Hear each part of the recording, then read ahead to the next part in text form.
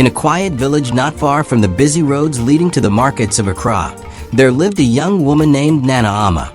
The village was called Abamp, a small place where everyone knew one another's stories and struggles. Nana Ama was not born into wealth. Her father had been a fisherman who worked the muddy banks of the river until sickness carried him away. Her mother sold roasted plantain by the roadside, but life never gave them enough to rest. When Nana Ama grew up, she inherited not land, not gold, but her mother's small black cooking pot and the wisdom of the kitchen. From childhood, Nana Ama loved to cook. She would watch the women in the village pound pepper in wooden mortars, grind tomatoes, and wash rice in metal bowls until the water ran clear. While other children played in the dusty compound, Nana Ama stayed beside the fireside, learning how flavors spoke to one another. Cooking is not just food, her mother used to say. Cooking is patience. When her mother passed away, Nana Ama was left alone in the small clay house. Poverty wrapped around her life like the harmattan dust. Some days she ate only boiled cassava and pepper. But Nana Ama had something others did not notice. She had a gift. Every Saturday, the village gathered at the open market. Farmers came with baskets of tomatoes and onions. Fishermen displayed their smoked fish on wooden tables. The air smelled of charcoal smoke and roasted maize.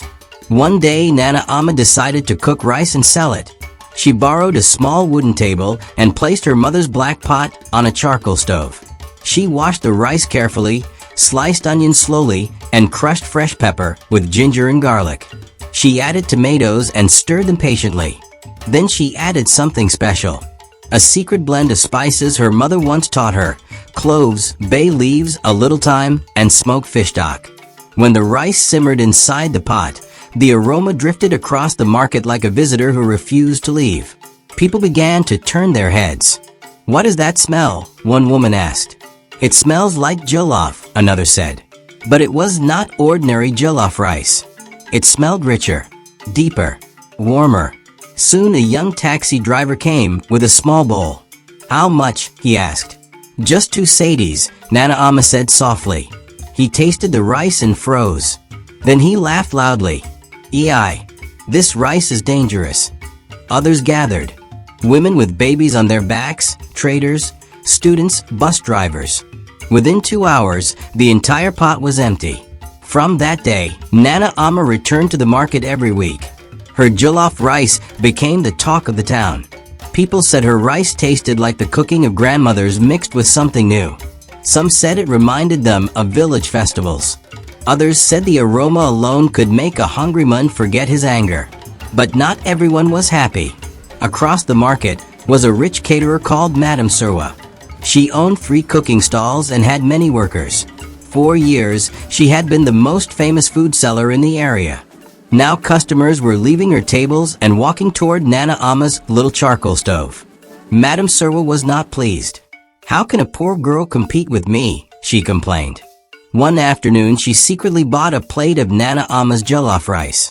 She tasted it quietly. And for a moment, even she could not deny the truth. The rice was extraordinary.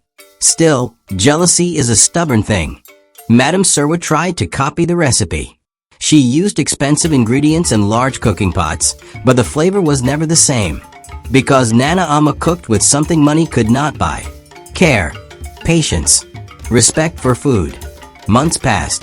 One day, a traveler from Nigeria stopped at the market while traveling through Ghana. He tasted Nana Ama's rice and was amazed. "This reminds me of the stories our elders tell about food that carries the soul of a village," he said. The traveler happened to be a food blogger who wrote about African cuisine. He took pictures of Nana Ama's cooking and shared her story online. Soon people from different towns began traveling to Abamp just to taste the famous rice.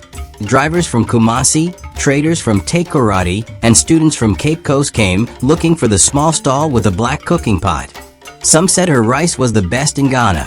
Others argued it was the best in West Africa. As the crowds grew, Nana Ama did not forget her humble beginnings. Instead of building a big restaurant immediately, she trained young girls in the village to cook and earn money. Many of them had dropped out of school or struggled to find work. Nana Ama taught them patiently. "Do not rush the fire," she would say. "Do not ignore the onions. And never cook when your heart is angry. Years later, Nana Ama's Jollof rice brand spread across cities. Her small charcoal stove became a chain of catering kitchens known for authentic Ghanaian flavors. Food festivals invited her to cook. Television stations interviewed her. But whenever people asked the secret of her success, Nana Ama would smile and point to the old black pot she still kept. "This pot remembers where I started," she would say. "And it reminds me that good food is not about riches. It is about love, patience, and respect for the people who will eat it." And so the story of Nana Ama traveled far beyond the small village market, a reminder whispered in kitchens across Ghana that greatness can rise from the simplest fire.